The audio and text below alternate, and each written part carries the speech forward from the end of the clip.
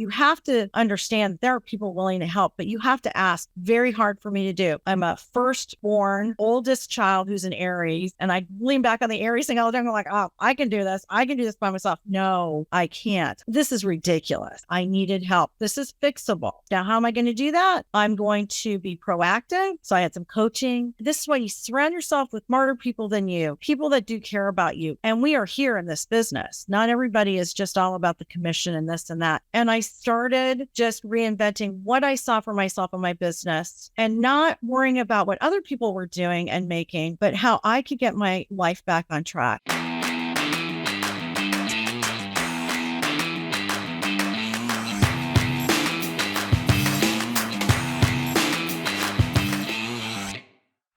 You're listening to the number one real estate podcast in the world, where we talk with real estate professionals all across North America about their wins, their losses, lessons, and stories help you win in your local market today.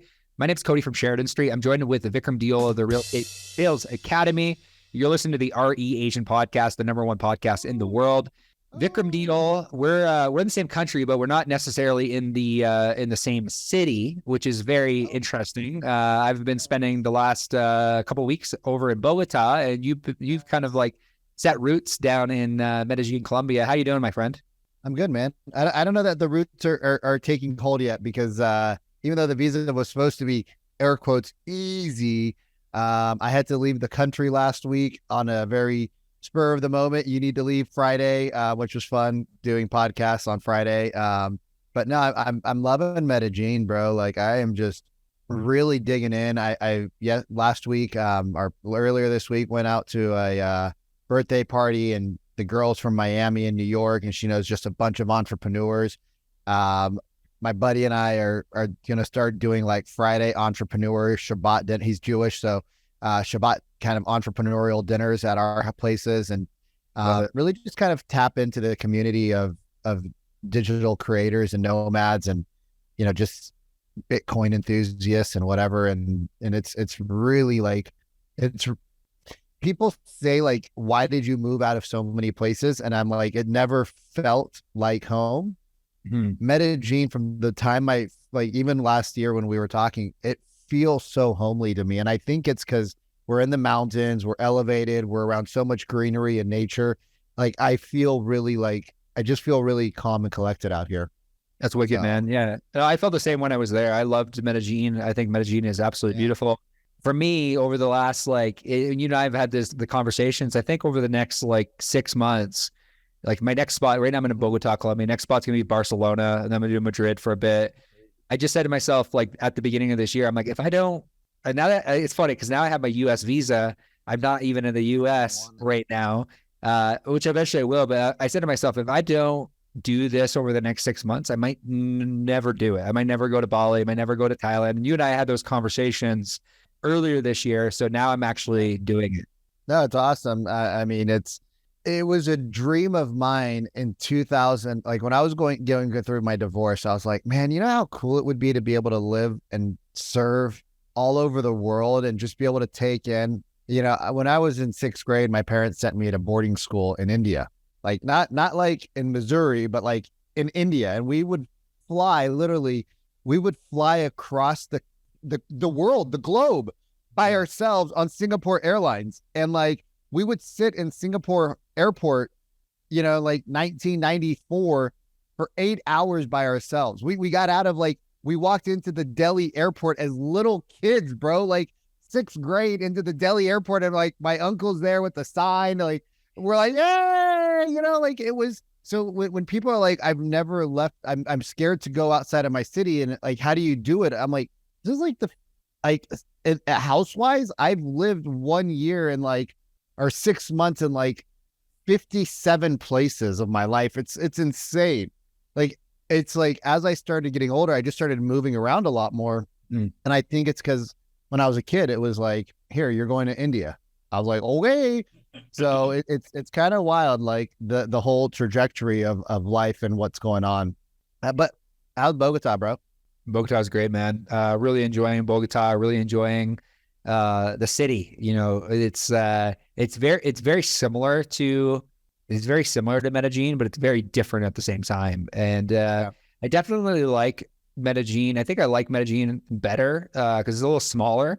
But I haven't really been like, I've been kind of putting my nose to the ground. We're launching a social media conversion program, just with like talking with so many agents that are just really struggling. And I know we're going to get into the podcast, but so many agents that are struggling that I'm launching like a 4-week boot camp in order to help the agents that I'm speaking with, right, to figure out how to generate leads, how to actually get in front of more people. So I just been kind of a head down over the last week, really building out this program that we're going to launch in kind of mid to late June. But how about you? Like what's exciting in business right now?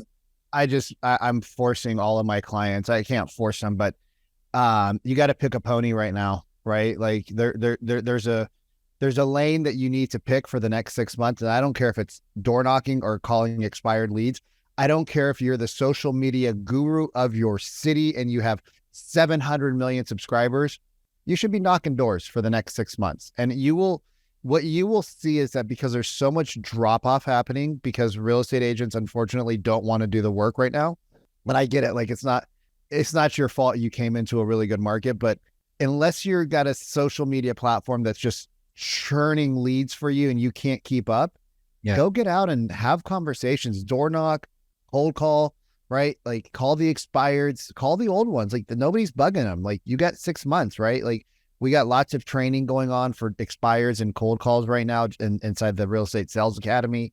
And we're getting clients, one of our clients, you know him, Mario, he's knocked like in the last week, he's knocked like 8 hours. And he said, I've got like 20 conversations with people. I've got like 15 people in my database. I'm like, when was the last time you put 15 people into your database? He's like, bro, I don't even know when, right? So like just getting out there and introducing yourself to the neighborhoods is going to allow you to win, because it's going to get harder before it gets easier. And it is what it is. Like we're in the spring market and I don't see a lot of my real estate friends like blasting social media with all their listings because they're not there.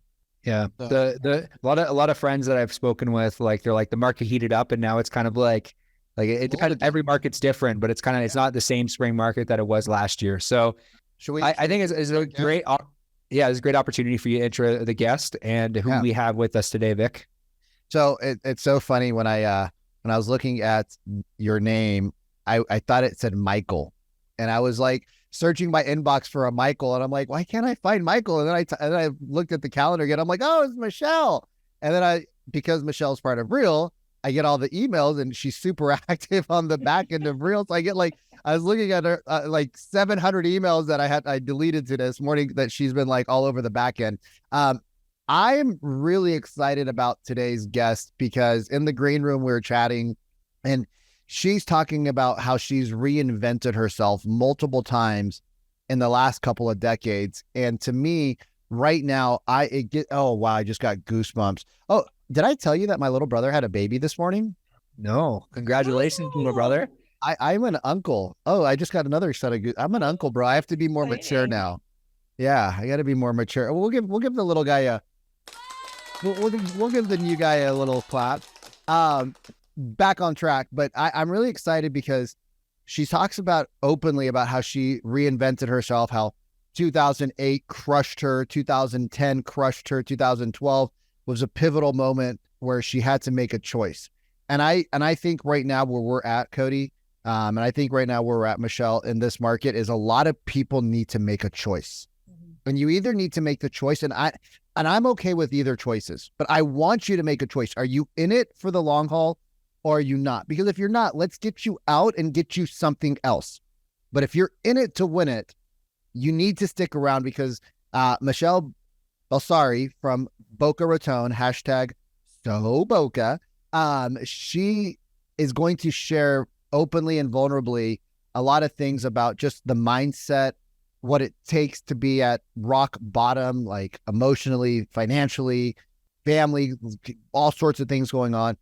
So Michele, welcome first off to the RE Agent Podcast. Like I'm super pumped to have you, and give us maybe like a minute or two highlights of why you started thinking in 2010, 2012 about the pivot, and then the second pivot you did recently, a couple of years ago, and then we'll dive into some deeper questions. No problem. Hi, everyone. Thanks for having me on the show. I'm thrilled. And I'm not in a sexy location. I'm actually in Pittsburgh. My daughter lives up here, and she's getting married in September. So we're doing some wedding stuff and some other stuff. But I came up here, but she loves meditating. She loves Boca. She's flight attendant. So it makes it really nice for us. Thank you so much. This is such an interesting time, but it's a time full of opportunities. And I say that having the experience of going through the housing crash of '08, this is not the crash of '08. It's a different market. But understanding how to pivot and pick your lane is so important right now for real estate agents of any age. And I point this age thing out because I just turned 61. Very proud of that. I'm an older agent. It is what it is. Not just midlife, blah, blah, blah. Had people say, don't use the word older. I am older. My parents died at 57 and 61. I've outlived both of them. I'm proud of being able to say I'm aging, but I'm doing it with fun and style and always curious, right? So 2008 market crashes, financial market crash. My husband had a crash, dealt with alcoholism. My house went in foreclosure, and I was like, what the hell am I going to do? I hate real estate. I don't want to work with buyers. I don't have the bandwidth, right? So were you predominantly, just so people have a better background, were you predominantly a listing agent or a buyer's agent in the buyer's agent? First time home buyer niche that I love the niches. I'm a niche witch, and I love the niches. I'm a good witch, but I love the niches. But you know what? I really entrenched myself in that niche at the time. Tax credits. There was all these things encouraging people to buy homes, right? Right. But what happened was you just have so much bandwidth in your life. And I had three friends come to me and say, I think maybe you should focus with your background in pharmaceuticals and consumer health. I worked for Pfizer and Menon and Novavax back before I got my license in '03. Why don't you focus on listings? Then Mike Ferry came to town. Someone gifted me a ticket to the Mike Ferry Superstar event. If you guys, younger agents, don't know, Mike is Tom's dad. And he's an OG, and he's amazing. I went to this, drove back and forth because I was broke to Miami. Boca's an hour away, back and forth. Oh, my God. Came home, pain in the ass, that drive. Came home and went, okay, what is my skill set? What can I dive into that works for me? I'm a helper. So how can I help people? That's why I like the first time homebuyer niche. I like helping. That makes a lot of sense. Yeah. So I went, okay, I've dealt with probate. My parents died, dealt with probate. I've had buyers where we've dealt with probate properties. The agents on the other side didn't know what they're doing. I like helping people. I was cleaning houses to make ends meet. And I was like, okay, this is what I can do. So I learned the probate. Can we just back this up real quick? Yes. First off, kudos to you for being in the absolute scariest moments of your life. I can only imagine. I can't actually. Well, I Cody and I have talked about it. I've been there before, where lots of crazy shit going on financially, personally. Not quite the same, but kudos to you for going out there and finding some help, whether you were seeking it or it just came to you because you're asking superpowers. But you went out there and you had a defining moment. Yeah. And you were cleaning houses. You're doing whatever it took. You had a side hustle. You had all the excuses because, look, cleaning houses is hard. Oh yeah. It's draining. It's exhausting. It's not a lot of mental stuff unless you're cleaning like high-end homes where you're now scared of breaking things, but it's just physically like demanding on you. Mm-hmm. And so to do that and then come home and start studying a new skill, yeah, right, is what I believe is what makes winners and losers, because the data is out there, the information is out there.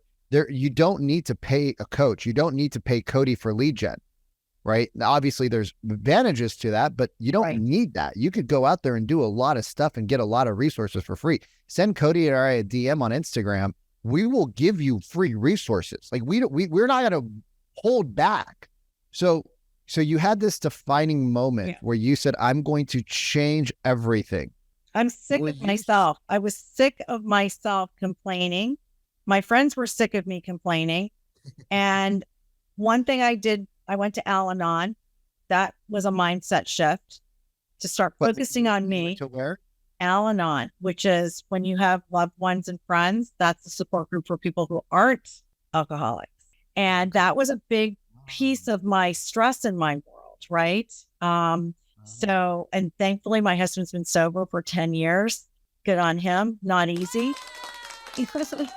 And I asked his permission to be able to start sharing this story because I feel it will help other people who are in my space. But I've had people come to me and say, I'm 14 months sober. I'm 20 months sober. I am the spouse of someone, and it's very difficult at home. And I also had kids. So my kids, one was in high school, one was in college.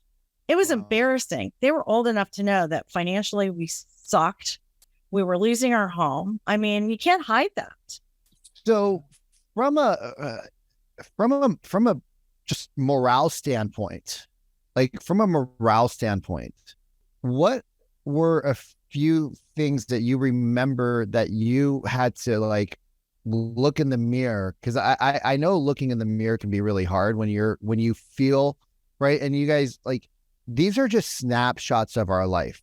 These aren't the end points of our life. Like, you're 50 grand in debt. Cool. It's not a problem. Like, that doesn't mean you're going to end your life with 50 grand in debt. That doesn't mean you can't turn around and make that $5 million. But you're in a point where you use the word embarrassed, right? So like, that's a very heavy emotion, right? Oh, yeah. It's like you're hiding at the store, you're hiding in the grocery store, you're hiding yourself online, you're hiding from your friends because you don't want anybody to know. And you kind of get tired when people find out of the question, like, hey, what can I do to help you? Can I help you? What do you need? Right? It's like, I don't need a handout. I need support, but I don't need a handout. What was the mindset shift that you had to go through? Like, if you can kind of try to go back in memory and think about where you were at and how did you actually have the courage and the audacity to say, I'm going to figure this out? Because I think you have to have both. I think, honestly, grounded in my roots, I do say my Canadian roots, and I am Canadian. I'm from Canada. Yeah, me too. I did not know that. Yeah, Canadian Reds. Oh, Canada. I moved to Florida when I was 15. I think, I am a strong person, but I was just at that point, like so many people at that time, like I wasn't the only one losing my house. Yeah. I wasn't the only one who had to short sale and whatnot. And because I made the mindset shift, I was able to actually get my house out of foreclosure. However, the point where I got was like, this is ridiculous. I can fix this. This is fixable. This isn't who I am. This isn't who I am. And I need to fix this. Now, how am I going to do that? I'm going to be proactive, and I'm going to add some sort of skill set that makes sense, that I enjoy doing, that I'm passionate about, with people that need to sell, not want to sell, thinking about selling, no. And your mirror piece that you just said is so interesting. To this day, I still get like, I would get in my car and adjust my mirror, and all I would see was puffy eyes from crying, from being upset. It took me a long time to get back into wanting to work with buyers again, because it was traumatic for me, because everything flooded back. But this is why you surround yourself with smarter people than you, people that do care about you. And we are here in this business. Not everybody is just all about the commission and this and that. You have to understand there are people willing to help, but you have to ask. Very hard for me to do. I'm a firstborn, oldest child who's an Aries. And I lean back on the Aries thing all the time. I'm like, oh, I can do this. I can do this by myself. No, I can't. I needed help. So I had some coaching. At that time, I switched and went to Remax, which I was best move at the time for me. Wonderful company. I was there for 9 years until I made a move a couple years ago. It was fantastic. Sometimes you have to just go with your gut instinct and know that things are always figure outable. There's a sign behind me that I gave my daughter. It says, everything is figure outable. Marie Forleo, I think. And I started just reinventing what I saw for myself in my business and not worrying about what other people were doing and making, but how I could get my life back on track. And by 2014, my husband was sober. We were in the middle of trying to do a modification for our home. I asked for help. An attorney, this went to that Remax office, law firm there, went to an attorney who kind of had like similar situation. She understood what I was dealing with at home. And she goes, I got a guy. I love it when someone says, I got a guy. I got a guy that can help you with your house if he thinks he can get this done. And sure as shit, he said, I think we can get this done. And I remember sitting in the parking lot of Florida Atlantic University, go Owls. They were just in the Final Four, getting tickets for the Boca Raton Bowl because I was community captain. I'm very active in my community. And I got the call that our house was not going to go in foreclosure. I remember just sitting there with my head on my steering wheel. And I went, oh my God, this is actually happening. I'm not going to have to leave my house. I'm not going to have to tell my girls, like, sorry, I screwed up. You know, it's just amazing when you put it out there and you start trying to move forward instead of focusing on the negative, right? And that was huge for me. And from that moment on, I started seeking help. And I always had the attitude.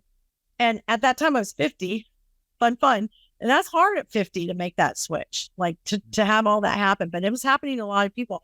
And I'll tell you what, that's when I jumped on. The girl said, Mom, jump on Snapchat. You're going to love it. And I always liked social. And I was always very ahead of the game on social. I found a video from 2008 doing first time home buyer stuff. It's hilarious with a flip. Flip. You guys might not. They said, get on Snapchat.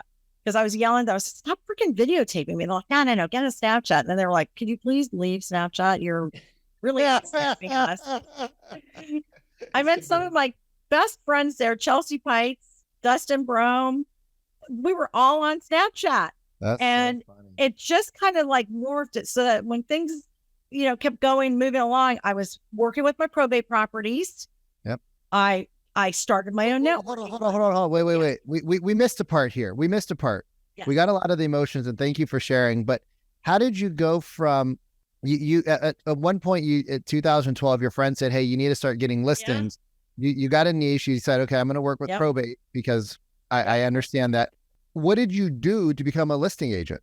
I just said, I'm going to be a listing agent. And I said, this is what I'm going to do. I'm going to reach out to attorneys. What was the process the process of the shift? Yeah. Yep. So the process was, how do you do probate in the state of Florida? Because I'd been on the side of 2 probate properties with buyers and the attorneys never knew the houses were listed. And it was an heir died. And I was like, okay, there's got to be a better way. So I went, okay. I started researching how to learn how to do probate, what the process was. I was like, oh, well, I knew how to list, but I was like, this is a little more sensitive, but I've had experience with it. Know how to clean out a house. Okay, that kind of ties into it. I like to help people go to the next chapter. Okay, that works really well. And all I really need to understand was the process of what happens when a house goes into probate. How long does it take? Where were you? Where were you finding the people? Like before where were you getting the leads? Leads? Yeah. Yeah. Where were you getting, and were you door knocking or were you cold calling? Because you had to do something. It's 95 degrees any given time of the year here. No, I literally humid as ever. I hired my younger daughter. I said, hey, do me a favor, make a list of all the attorneys on Google for me.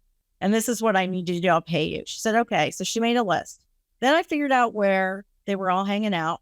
So I started hanging out where they were hanging out. And I just, look, bar? Salesperson.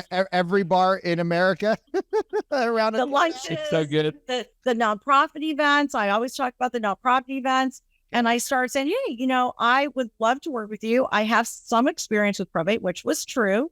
Okay. And if you have a client that needs this, I can help them with the following, including estate sales, because I love estate sales. And I know I gotta pause you again, Michele, because you go so deep, so fast. Okay. You guys, she went to a networking event, not to go to a networking event, but you had a plan of attack. I do X, Y. I don't help everybody. No. I got goosebumps again. I don't know if it's because it's cold in here or it's because this is knowledge. You went in there, you're like, here's what I do. Here's who I can help. I'm not the best. I'm not going to say I'm the number one probate realtor in the world like every agent does, because that's nonsense. But you went in there, you're like, these are the people I can help. If you possibly have somebody that is in that category, this is me. Now, did you get their information or did you just give them yours? Oh, wow. And you collected their information. Did you actually, Cody's laughing. You guys got to watch the YouTube. I don't even know how this works on YouTube, but Cody's cracking up over here. Now, did you contact those people after you networked it? Wait, you actually reached out? Weren't you scared to call? Did you follow it up? I had no money. What did you think I was going to do? What? No, I was broke. So if you're a real estate agent right now, let me just throw this out there. What do you think's riskier? Being broke and going back to your 9 to 5, or going out there and door knocking or cold calling or networking with a plan and then following up with these people that you have reached out to, which is the whole purpose of networking. So I don't network because I hate the cards and following up. I'm like, I'll just cold call. It's so much easier for me. Like, I'll just cold call for 4 or 5. Yeah. I love rejection. It's like high school with Heidi's mom all over again. She's like, no, my daughter's not going to prom with you. You're a loser. You sell weed. Fine. So be it. Are you a therapist too, Michele, on the side? So you had a plan of attack. I'm a realtor, so technically you are. A therapist. Yeah. But so like, leave alone all the other stuff, you guys. Like, just listen to her. She learned, she studied, she saw what she was good at. She did a SWOT analysis, right? Whatever you call these things, like, you don't need to call them anything fancy. No. And then you went out, you learned, and you started to implement immediately. And now, how long did it take you, if you can recall, how long did it take you before you started to see some results from your networking? Oh, I would say within 90 days. Okay. So a reasonable amount of time to really get to know it. So, but it wasn't 15 days. It wasn't like I got my first listing at 15 days. It took 90 days. It actually took some time. Okay. But I would say 60 to 90. I mean, it's been a while. So, but the bottom line is, if you plant the seeds, the garden will grow. Mm-hmm. If you network, the garden will grow. And I say this all the time too about the networking, Vic, is please, for the love of, just when you go to network, know why you're going. Don't go for the drink. You can have a drink at home. Go, and it'll be better quality too. And stronger. Go and know who you're going to be speaking to, or who do you want me? If it's just one person, that's fine. You don't have to go for 2 hours. Go, do your thing, and leave. But what I see is too many agents are out there networking. They're really not networking. They're socializing. Yeah. And that is part of our industry. Look, it's lonely, and sometimes that is part of it. And I love that part of it. But if you're building a business, you have to network strategically. And so the other thing I did was I started my own networking group where I was the only real estate agent. And guess who I invited to it? Ooh. Probate attorneys, estate attorneys, financial planners. Oh, and within that year, I started my second niche, which was working with seniors to downsize, because it was a natural, like this. People pass away. They typically are a little older. It segued into that demographic. So I was like, well, this is very similar. And I think this would be a great add-on. So then I started inviting assisted living marketing managers, having events at their facilities and things like that. Where did you, I'm sorry, Cody, for just you're just pounding. You're just pounding this. This is like I can't even get a word in. I can't even get a word in right now. But you go ahead. You go ahead. This is my jam right here. When you talk about technical stuff and other things, you got that, boo. This is like my jam right here. So when you're out there and how does one research an avatar? Because what you're doing is avatar research. Yeah. So you figured out, okay, you created a foundation. You didn't try to go after everybody. Yeah. You're like, okay, probate only.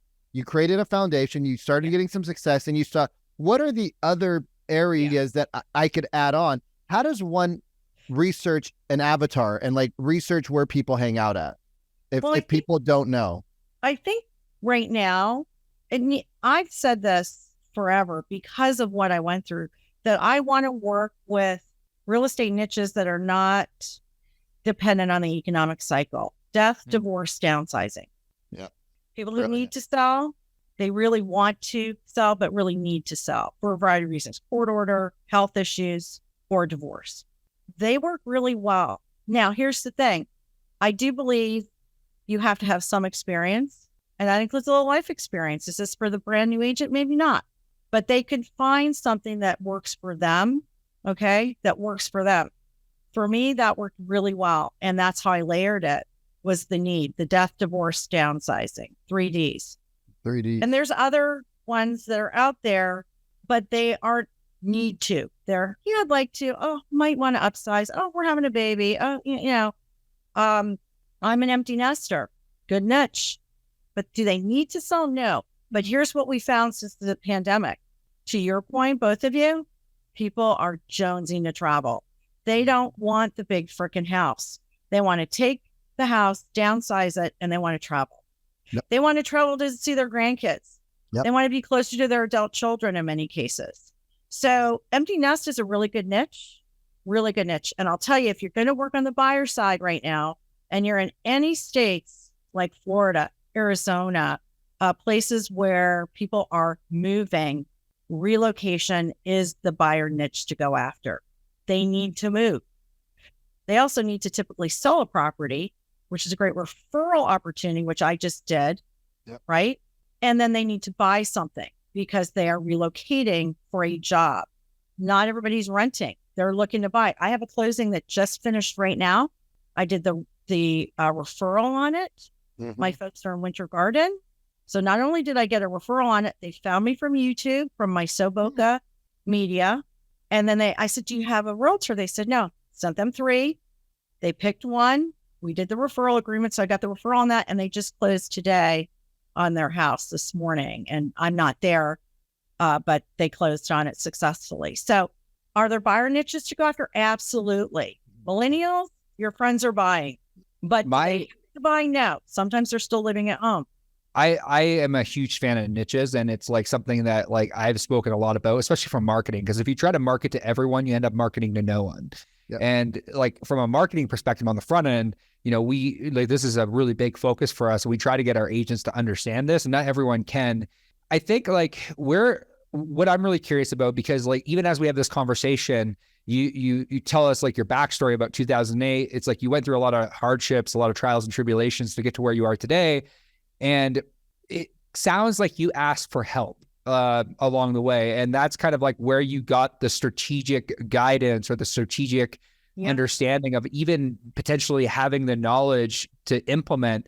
Can you walk us through like the process in which like you asked for help? Because I think that might be able to help somebody else. Because in the market we're in right now, I think there's so many agents that if they were to just reach out and ask for help, and they would, rather than saying, if they said to themselves, who, not how, they would end up in such a better place at the end of 2023. So can you share with us your journey of like how you were able to ask like who, not how? I think it was having clarity.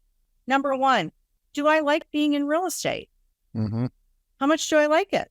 What do I like about it? I had a business coach, a friend of mine, who ended up being a client.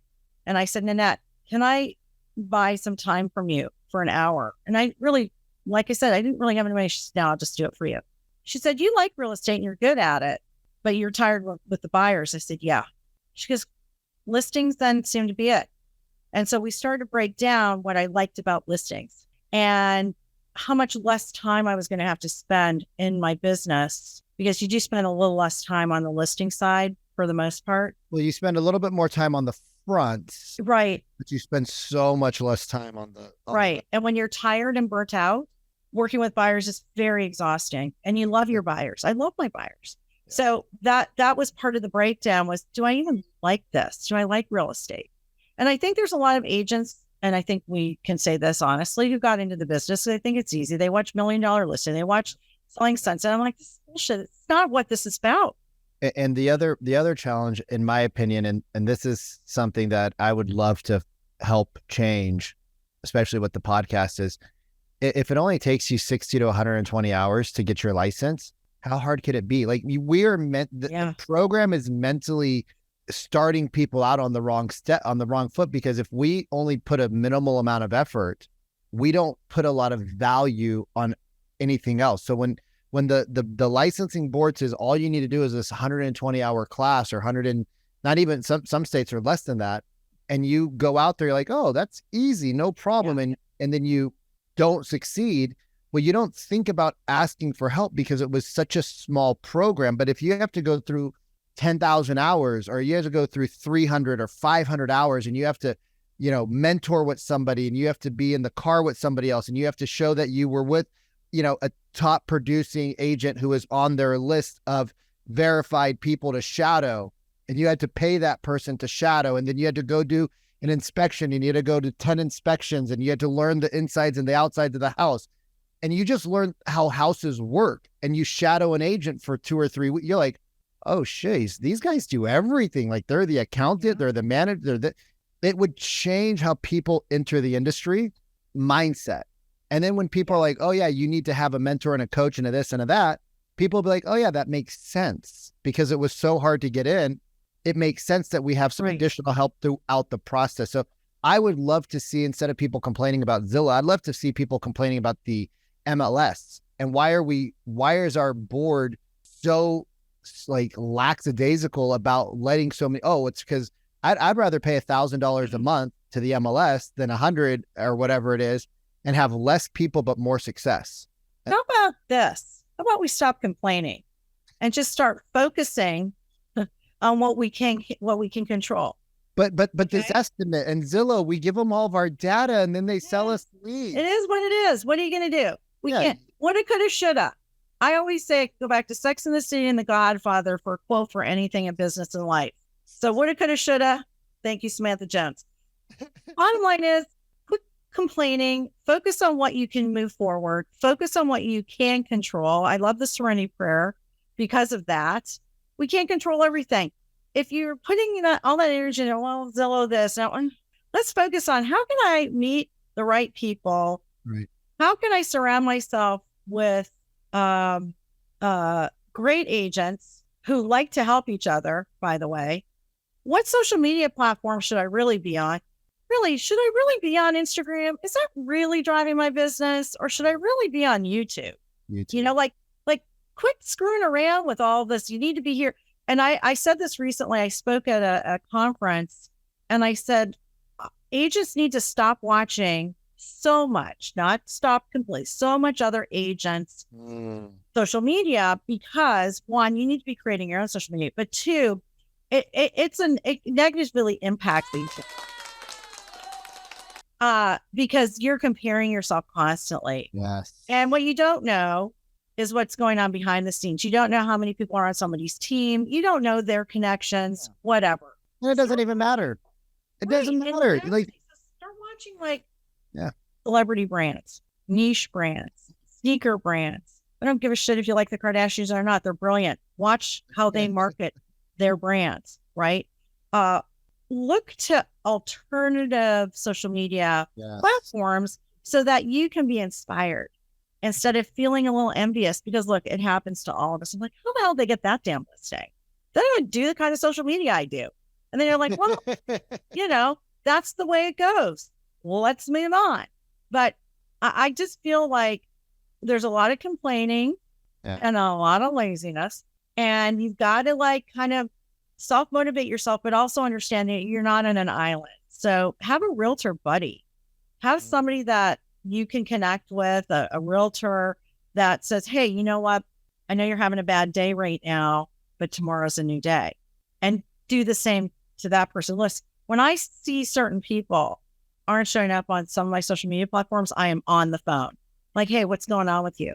Yeah. I'm going to see you on Instagram for a week, 2 weeks. What's going on? And that when I had COVID in 2020, my friend Liz reached out to me. She goes, what the is going on with you? I said, I've been really sick with COVID.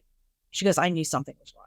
Make the call. Stop texting everybody all the time. I've had somebody say, well, you like to be on the phone. I'm like, yeah, I'm a chatty Cathy, but that's how I connect with people. I'm a DMer too and a texter. But I'll tell you something. I told my girls this. They're 33 and 28. And I said to them one time, watching an entire day of text, I said, would you pick up the damn phone. Yeah. This could have been resolved in 5 minutes. Right.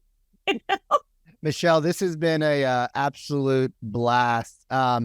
If somebody were to want to reach out to you, if somebody wanted to, ask you some questions, learn about your style, learn about what you're doing, or maybe if somebody's got people moving to Boca, which I assume that there's somebody that in every state has somebody moving to Florida that they know, and they want to refer you, where would people find you? Where's the best one channel for people to find you? I would say follow me on Instagram. That's probably the easiest place, at the Michele B for the realtors. That's my realtor channel. And my Soboka channel is at Soboka, which is lifestyle and real estate. But my at the Michele B is real easy. And I'm always doing tips and information. And I just try and be as authentic as I can be, like I know we need that and it's hard, but here we are. And I think this is a great time to pivot and look at the opportunities versus focusing on the interest rates. And by the way, I want to leave one tip right now. If you can find sellers that have no mortgage, ask them to do seller financing. They may want the cash flow. They may want to travel. Great niche to go after right now. I say that because I bought a property in the Keys in 2006, seller financing. So create your own inventory with probate, with seniors that downsize, divorce, seller financing. That's brilliant. I love the strategy. I love the niching. I love everything that you shared with us today. So much value. And I really do think anyone listening back on iTunes, Spotify, I encourage you to go back and listen to what Michele said about the strategy that she put in place in order to build the listing portfolio that she was been able to build in her market. So Michele, bottom of my heart, I want to say thank you. I want to say thank you, everyone, for tuning into another episode of the RE Agent Podcast, the #1 real estate podcast in the world. We'll see you soon.